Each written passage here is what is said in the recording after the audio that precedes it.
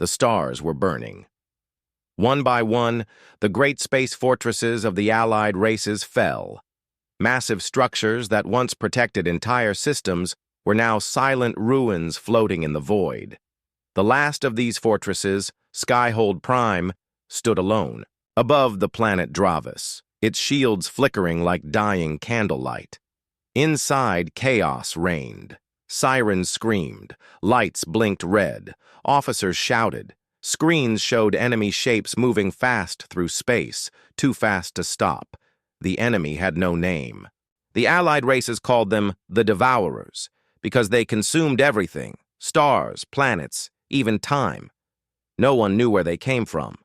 They moved like shadows, silent and cold. Weapons didn't work. Fleets were torn apart in seconds. Even the bravest warriors of the Varnak Empire ran screaming. On the highest level of the fortress, the Council of Elders stood in silence. 12 leaders from 12 powerful alien races, all staring at the same screen. It showed the final wall of defense cracking. The enemy would reach them in minutes. Elder Kale of the Zinthar spoke first. His voice was calm, but his eyes were filled with fear. "It is over. We have nothing left." "No," said Elder Vree of the Lyrans. Her skin glowed faintly blue, a sign of extreme emotion for her race. "There is still one path." The others turned to her. They knew what she meant but didn't want to hear it. "No," growled Elder Torvak of the Ruum. "We swore never to call them, never to wake the monsters." "They are not monsters," said Vree quietly. "They are our only hope." Kyle's hand trembled. He remembered the stories, the secret, files hidden deep in their archives. A race so dangerous, so wild, that even the gods once feared them. A race that had been exiled from the galaxy 1,000 years ago. "Humans," he whispered. "You want to call the humans?" Vree nodded. "No one has spoken that name in centuries," Torvak shouted. "Do you know what they did during the Celestial Rebellion? They burned half the star systems. They used weapons even the gods wouldn't touch. And still," Vree said, "they won. They ended the rebellion. They made the gods run." For a moment, there was silence. Outside, the shields of Skyhold Prime collapsed. Explosions tore through the lower decks. Screams filled the air. The enemy had breached the outer walls. Elder Kale took a deep breath. "We have no choice. If we die, the galaxy dies with us. We must risk it." "But what if they destroy us too?" asked a younger council member, trembling. "Better to die by a human's hand," said Vree, "than be erased from existence by the Devourers." Kyle turned to a hidden panel in the wall. He pressed his hand on it. A small compartment opened, revealing a device made of black metal. No one had touched it in 1,000 years. It held only one purpose: to send a signal across the stars, a signal no one dared to send. He activated it. Far away, deep in the shadows of forgotten space, the signal pulsed. It moved through wormholes, skipped across galaxies, reached places that no living being had visited in ages. It was a call, a whisper, a warning. "We need you," the signal said. "Come back, save us." On a distant world, long thought dead, something stirred. The world was Earth, once full of life, now dark and cold. Cities covered in dust, machines broken, silence everywhere. But beneath the ground, deep under old mountains, a light turned on. A voice spoke in the dark. "Signal received!" Cryopods lit up. Steam hissed. Human eyes opened after centuries of sleep. The first to rise was Colonel Rafe. His face was hard, full of old scars. He looked around at the blinking lights, the warning sirens, the message playing again and again. "Distress call. Level Omega. Code. Alliance Protocol 7. He smiled without joy. "So," he said, "they finally remembered us. Behind him, more humans woke up. Soldiers, scientists, engineers. The best of humanity, frozen long ago, locked away because they were too dangerous, too unpredictable. The galaxy had feared what humans could become, and now they were needed again. Far above, the last fortress burned. The Council of Elders fell to their knees as fire tore through the chambers. But before the flames reached them, Kyle smiled. "They're coming," he whispered. Outside, the stars blinked. The galaxy didn't know it yet, but everything had changed. The gods' greatest fear had returned. Humanity was awake, and it was angry. The alien ship moved slowly through the dead silence of Earth's orbit. Dust covered the planet's surface like a gray blanket. The oceans were still. The cities below looked like skeletons of a once-living world. No lights, no signals, no movement. Captain Yora of the Relari stood at the front of the ship's control deck, staring down at the ruined planet. She had studied Earth in the Forbidden Archives. She had read the old warnings: never return, never wake the beasts who sleep below. But now, with the Devourers destroying everything, the galaxy had no other choice. "Scan again," Yora said. "Already done, Captain," replied the pilot. "No signs of active life. But we are detecting power deep underground. Very old, but still alive. Take us down." The ship entered Earth's atmosphere. The air was heavy, full of ash and silence. The ruins of great towers stood like broken bones. Yora's team landed near a mountain where the signal was coming from. They walked carefully, weapons ready. Everything felt wrong. The ground trembled lightly, like the planet itself was breathing. After hours of searching, they found a hidden door buried under rubble. Strange symbols were carved into the stone above it. One of the soldiers touched them and quickly pulled his hand back. "What is it?" Yora asked. "They're warnings," he said.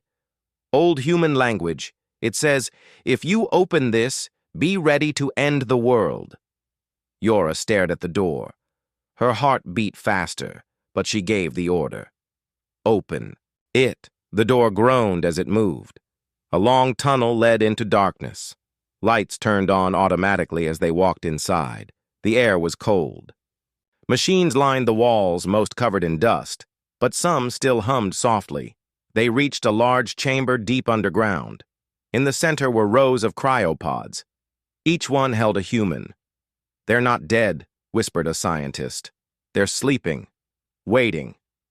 "Wake one," Yora said. The team hesitated. Even with orders, fear was thick in the air. Finally, one pod hissed open. Steam poured out. The human inside opened his eyes slowly. His skin was pale, muscles strong. He looked around without panic. Yora stepped forward. "We need your help." The man blinked. His voice was rough, like someone who hadn't spoken in centuries. "Who are you?" "I am Captain Yora of the Relari Alliance. You are on Earth. We're under attack by beings called the Devourers. The galaxy is falling. You are our last hope." The man sat up. He didn't smile. His eyes were cold, sharp. "You woke the wolves," he said. "Now don't complain when we bite." More pods opened. One by one, the sleeping humans returned. They didn't talk much. They looked at the ruined world, the broken machines, and understood. "Everything's gone," one of them said. "They left us to rot." "No," said Colonel Rafe, stepping out of his pod. "They buried us because they feared us. Now they need us because they're desperate." Yora tried to speak. "We are not your enemies." "No," Rafe said. "But you're not our friends either." He walked to a control panel and tapped it. Holograms appeared. Maps of the galaxy, current war zones, devourer positions. He studied them quickly. "They're close to your core systems," he said. "You won't survive another month." "How do you know that?" Yora asked. "Because we've fought worse," Rafe replied. And we won. Other humans gathered around him.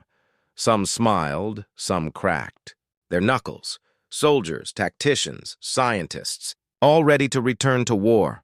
But we won't fight like you, Rafe warned. We don't do slow defense. We don't play by rules. If we go in, we go in to win. Fast. Final. No mercy. Yora nodded. We'll accept any help. Rafe looked at her. That's your first mistake. You think we're helping you? He turned to his people. Wake them all. Load the weapons. Prep the arc ships. Yora blinked. You still have ships? You buried us with everything, Rafe said. Just in case. Deep below the mountain, engines roared to life. Lights turned on in hidden hangars. Weapons that had not been touched in centuries powered up. Where do we strike first? Asked one of the human captains. Rafe looked at the hologram. Wherever they think we're weakest, that's where we'll show them what humans do when we're pushed too far. As the ships rose from Earth, a voice echoed through the control room. One of the first soldiers to awaken. They feared us because we couldn't be controlled. Now, they'll remember why. Yora watched the skies as the human warships climbed toward the stars. For the first time in weeks, the Council received a message. Humanity has returned. Prepare for war. Colonel Rafe stood at the center of the command bridge aboard the Vengeance, the largest human warship now awake and flying. Around him, screens showed enemy movements, maps of ruined systems, and the frightened signals of surviving alien colonies. The humans were fully awake and already planning their counterattack. The silence in space was broken as 3 human ships moved like ghosts through the darkness. These weren't the slow, massive cruisers the alien races had built. These were fast, quiet, and deadly. Each one carried weapons the galaxy had forgotten. Weapons that didn't just destroy, they erased. On board the Vengeance, one of the lieutenants spoke. Sir, the scouts found an enemy nest. Coordinates locked. Devourer activity confirmed. Rafe nodded. Send a message to the Council. Tell them we're moving in. Should we wait for approval? Rafe's eyes narrowed. We don't. Wait. The humans didn't ask for permission. They had come back for one reason: to win. In less than 3 hours, the human fleet reached the enemy nest. It wasn't a planet. It was a floating field of bones and dead ships, all twisted into a dark fortress. Devourers moved like shadows across its surface, silent and terrifying. Rafe stood tall. Begin operation. No mercy. The human warships unleashed firepower that hadn't been seen in 1,000 years. Missiles with artificial black holes punched through the enemy walls. Drones the size of insects swarmed the nest, exploding deep inside the enemy structure. For the first time, the Devourers stopped moving. The humans had surprised them. From far away, Council Elder Vree watched it all on a live stream. She sat with the last surviving members of the Council. Their mouths were open in shock. They're destroying it, whispered one of them. It's impossible, said another. We tried everything. Nothing worked. They're not trying to match the enemy, Vree said. They're breaking the rules. Suddenly, the enemy nest exploded in total silence. A ripple moved through space, wiping out everything within 1,000 kilometers. The human ships flew out just in time, untouched. Back on the Vengeance, Rafe gave a single order. Move to the next target. All ready? Asked the weapons officer. They don't get time to breathe, Rafe replied. We keep hitting, hard, fast. We show them fear. But it wasn't just about winning. The humans were sending a message to the Devourers, to the galaxy, to the gods if they were watching. We are back, and we're not playing nice. Yora, who had joined the humans as an ambassador, walked beside Rafe after the battle. I've never seen anything like this, she admitted. Your soldiers don't act like ours. They smile during the fight. They enjoy it, Rafe said.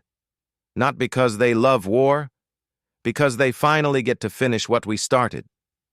What? Did you start? She asked. Rafe looked at the stars for a moment. His voice was low. A war to end all wars. The gods feared us because we asked the one question they couldn't answer. What was that? He turned to her. What happens when humans stop fighting each other and start fighting together? Yora said nothing. Behind them, more human. Ships woke up from under Earth's crust. Thousands of soldiers marched again. Factories came online. Old AI systems activated. Earth wasn't dead. It had been waiting, but not everyone in the galaxy was happy. Some of the alien leaders feared what was coming. They remembered the stories, the war machines, the mind weapons, the firestorms that wiped out planets. In the deep council chambers, Elder Torvak shouted, "They're out of control. They didn't warn us. They could have destroyed an entire sector." "They saved that sector," Vree replied calmly. "At what cost? What if they turn on us next?" "They didn't. And they won't," she said. "You can't trust humans." Vree looked him in the eye. "No, but we can trust their anger. And right now, it's pointed at the Devourers." Back aboard the Vengeance, a new signal came through. An emergency call from a refugee planet under attack. Millions of innocent aliens were trapped, and the Devourers were closing in. "We'll never make it in time," Yora said, checking. The distance, Rafe smiled. "We will now." He walked to the special weapons chamber and opened a case. Inside was a folded device, a small cube glowing with blue light. "What is that?" she asked. "Shortcut," he said. He pressed it. The ship blinked out of space. Seconds later, they appeared above the planet. The alien citizens looked up, expecting to die, and saw human ships fall from the sky like steel angels. Within 20 minutes, the Devourers were gone, burned, blasted, scattered. The humans didn't fight like anyone else. They didn't retreat. They didn't beg. They ended battles. And as the refugees cried and cheered, Rafe looked out over the smoking field. His voice was cold. "That's 2 nests down." He turned to his crew. "Let's find the next one." The Devourers had no emotions. At least, that's what every species in the galaxy believed. They didn't speak, didn't trade, didn't show fear or mercy. They only destroyed. But now, something was changing. Deep in the cold of space, inside one of their command minds, a strange signal echoed. A silent alarm. It wasn't a call for help. It was something worse, a warning. The humans had destroyed 2 nests already, not just defeated, but erased them. The Devourers, who had once hunted stars for fun, were now turning inward. They started moving their nests to safer zones. Their attacks became slower. Their patterns changed. For the first time in history, the monsters were pulling back. On the human side, Colonel Rafe was watching these strange moves carefully. He stood in front of a large hologram, showing Devourer activity across the galaxy. The glowing red dots were now retreating like wild animals that had felt fire. "They're changing," said Yora, watching beside him. "They're learning," Rafe replied. "And if they learn too fast, we'll lose our chance. But we've beaten them 3 times now."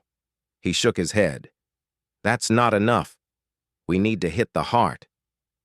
The crew aboard the Vengeance listened as Rafe gave new orders. "Prepare the Ghost Lance. We're going behind enemy lines. We're going after the core nest." Whispers filled the ship. Even the bravest soldiers knew the core nest was suicide. It was where the Devourers were born, trained, evolved. It was said to be the darkest place in the galaxy, filled with monsters, that even the Council refused to mention. But Rafe wasn't afraid. He knew hesitation gave the enemy time, and time was death. Meanwhile, across the stars, the Council debated in fear. Elder Torvak slammed his fist on the table. "They are waking the ancient powers. The humans will ruin everything." "They're saving everything," Vree replied firmly. "You just Fear them because you can't control them. We should have left them frozen. But we didn't, she said, looking around.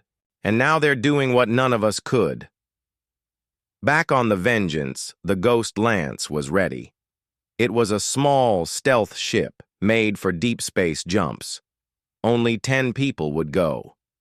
Rafe picked each one personally. Before leaving, he stood before the rest of his crew. This mission won't be easy. Some of us may not come back. But if we reach the core nest and plant the virus, it'll spread through their systems like wildfire. The war could end. No one backed down. They launched in silence, sliding through space like shadows. Even the Devourers didn't notice them at first. The core nest was not a place. It was a living machine the size of a moon, wrapped in metal and bone. Countless Devourers moved in patterns like a heartbeat. Black towers reached into the stars, draining light and hope. Yora stared in horror. How did they build this?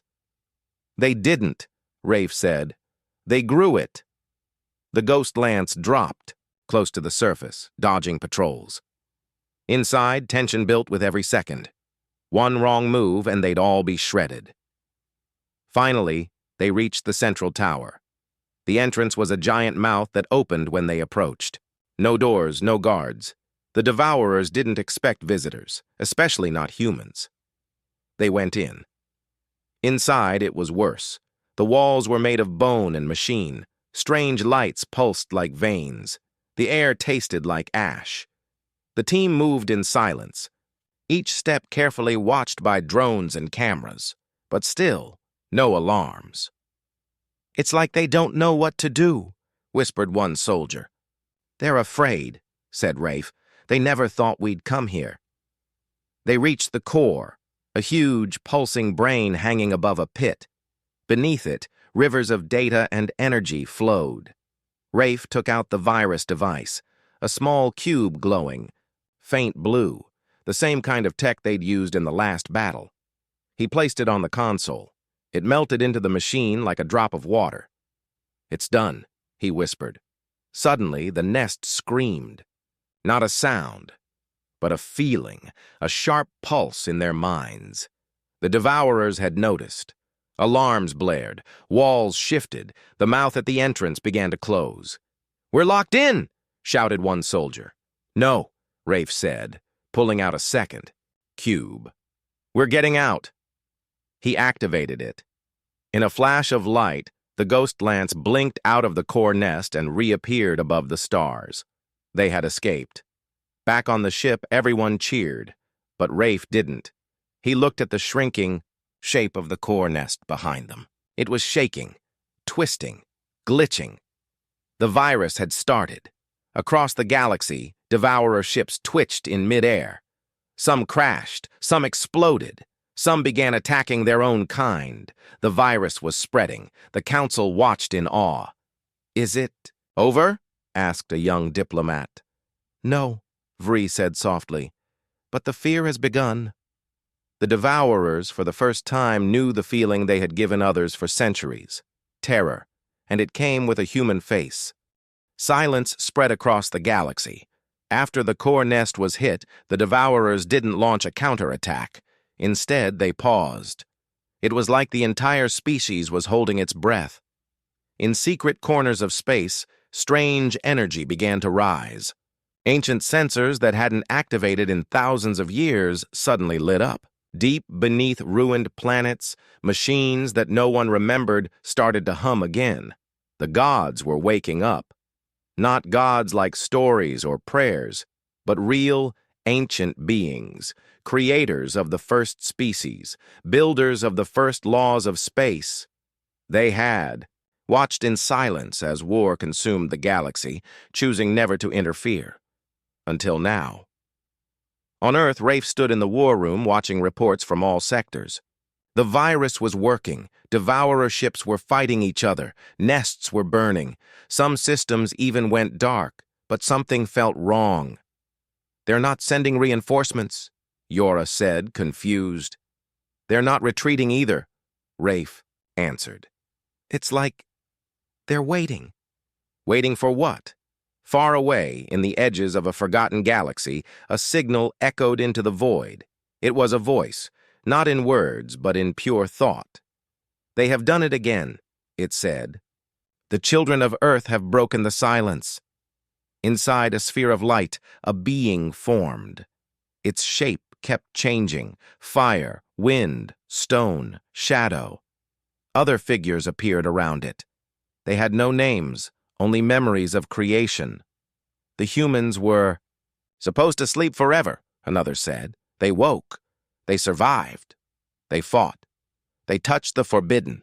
And then, silence again, the oldest of them spoke. "Then we must act." On the Vengeance, the crew was celebrating. News had spread fast. Some called it the turning point of the war. Others called it a miracle. But Rafe felt uneasy. In his mind, something was knocking. Not fear. Not the enemy. A presence. That night, he dreamt of fire. In the dream, Earth was burning, not from bombs or ships, but from something above the stars. Something that didn't need ships. Something watching. Judging. When he woke, his hands were shaking. At the council, Vree noticed changes too. Messages stopped arriving from certain regions. Scout ships disappeared without a trace, and one by one, star systems turned silent. Not destroyed, just gone, as if erased from the galaxy. Rafe called a meeting. He spoke to leaders from over 100 worlds. "We need to be ready," he said. "Not just for the Devourers. Something else is coming." "What do you mean?" one general asked. Rafe looked around. "I don't think we've won. I think we've triggered something bigger." Many laughed. Others grew nervous. But Vree didn't laugh. "There are stories," she said softly. "Before the Council, before the Devourers, about the first Makers. Creatures so powerful they shaped time and space, but they vanished long ago." "What if they didn't vanish?" Rafe asked. "What if they just slept? And now they were waking." Back on Earth, strange lights appeared in the sky. Scientists called them anomalies. Pilots called them portals.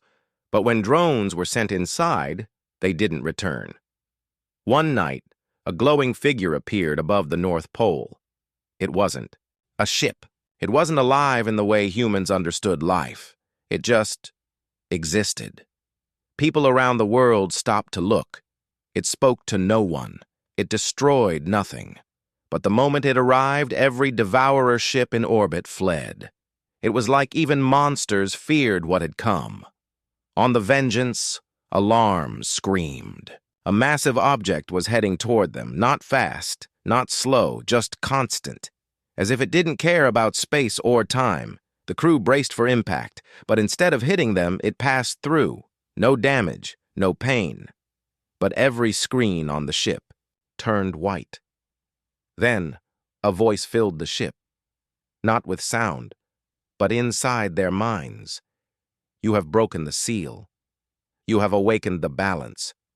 Everyone froze. The voice continued. "You were meant to sleep until the stars forgot your name. But you reached beyond your chains. Now we must decide." "Who are you?" Rafe asked aloud. "We are what came before. We are the reason the Devourers exist. And now, we must choose if you are the reason they end." The voice faded. Silence. Again. Yora whispered, "Did we just meet a god?" Rafe didn't answer. He was thinking of the dream, the fire, the judgment. Outside, the stars burned brighter, and somewhere in the dark, the gods were watching, waiting, measuring. Not enemies, not friends, but something older than war. And they had just turned their eyes to humanity. The silence didn't feel peaceful. It felt like the calm before a storm.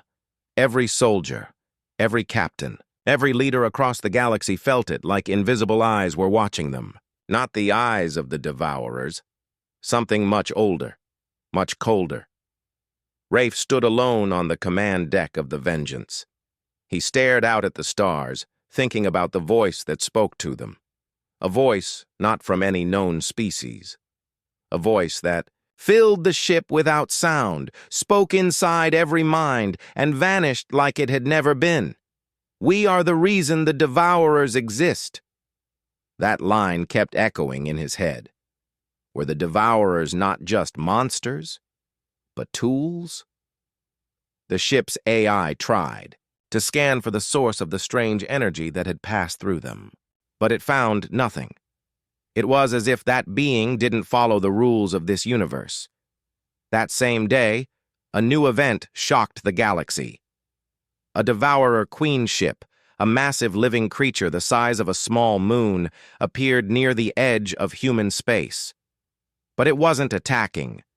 It wasn't even moving.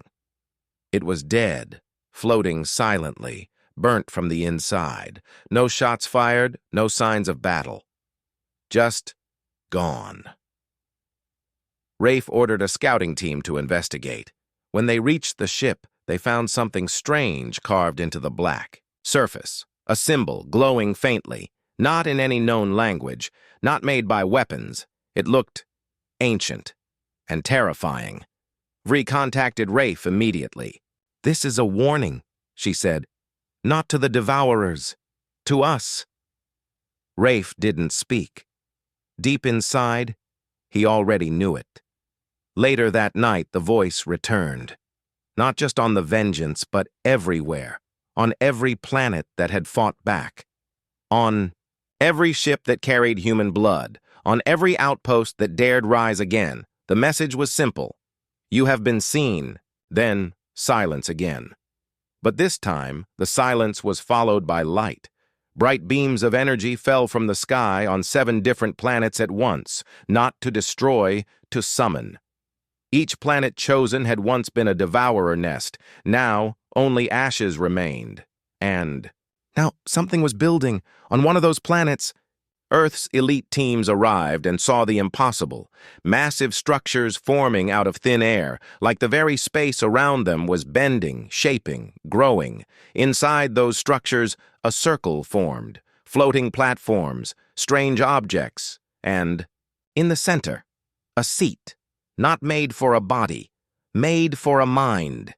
"It's a test," Vri said. "It's their way of deciding if we live or die. A trial." Humanity was being judged, but not for war, not for fear, for something else, for growth. They created the Devourers to reset broken galaxies, Rafe said. Maybe they thought we were broken too. Now they were watching to see if humans deserved to survive or be erased. Back on the Vengeance, a door appeared in midair. Not a real door, a rift. Behind it, light swirled in colors no one had names for. The voice returned. "Enter." Rafe turned to his crew. "No one follows. This is something I must do alone." Yora stepped forward. "You don't have to." "I do," he said quietly. "They're testing humanity. I led us here. I faced them." He stepped through the door and vanished. Inside the strange space, Rafe floated. Time didn't move. His body felt like it didn't exist. Only his mind did. Figures appeared around him. Not solid, not shaped. They were ideas, thoughts, forces. "You have broken the chain of extinction," one said. "You rose from death," said another. "You reached into the fire of creation without permission." Rafe stood tall, even though he had no legs, no hands, no form. "We fought to survive." "And you fought well," a voice replied. "But strength is not what we measure." "What do you want?" he asked. "To know if you are different.